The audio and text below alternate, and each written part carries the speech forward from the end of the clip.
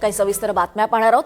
सर्वोच्च न्यायालयात सुरू असलेली शिवसेना पक्ष आणि चिन्ह सुनावणी अंतिम टप्प्यात आलेली आहे। ठाकरे गटातर्फे ज्येष्ठ विधिज्ञ देवदत्त कामत युक्तिवाद करतील। विधानसभा अध्यक्षांचा निर्णय आणि निवडणूक आयोगाच्या भूमिकेवर त्यांनी काल सुद्धा ठाकरे गटाची बाजू मांडली आहे। आजच्या युक्तिवादाची सुरुवात कामत करणार आहेत आणि त्यानंतर शिंदेंच्या वकिलांकडून युक्तिवादाला सुरुवात होणार आहे।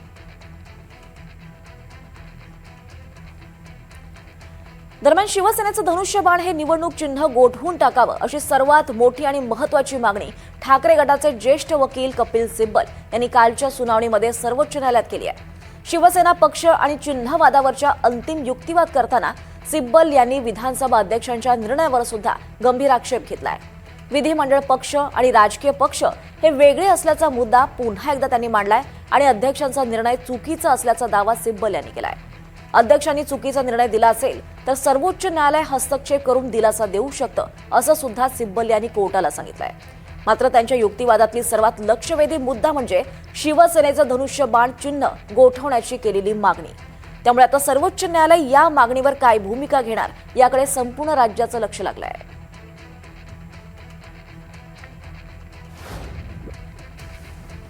ये अभी सुनवाई वहां शुरू है, इसलिए उस पर टिप्पणी करना मैं उचित नहीं समझता हूं। लेकिन आप अगर गौर करें तो जब पिछले समय जब पहले समय 2 साल पहले जब सुनवाई हो रही थी, यही मुद्दे वो सिब्बल साहब बोल रहे थे।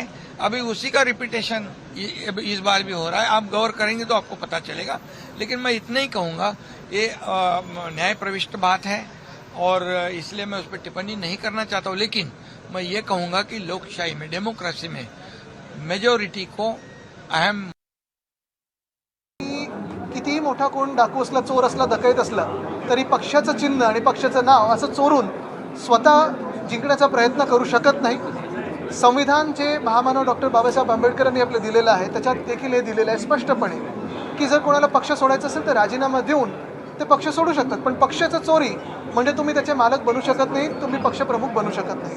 आज जो आमचा युक्तिवाद झालेला आहे, गेले 2 आठवडे आपण पाहतोय, कपिल सिब्बल साहेब असतील किंवा आमचे देवदत्त कामत साहेब असतील, हा युक्तिवाद करत असताना जे कोणी आर्ग्युमेंट्स पाहत आहेत, जे काही युक्तिवाद पाहत आहेत, आपल्याला देखील माहिती आहे की आपल्या देशामध्ये, आपल्या राजकारणामध्ये आपली जी काही पद्धत आहे त्याच्यात कुठेही संविधान आपल्याला सूट चोरी करण्यासाठी देत नाही आणि म्हणून चोरलेलं चिन्ह हे त्यांच्या हातातून जावं, चोरलेलं नाव देखील त्यांच्याकडे राहू नये ही आमची प्रार्थना आहे।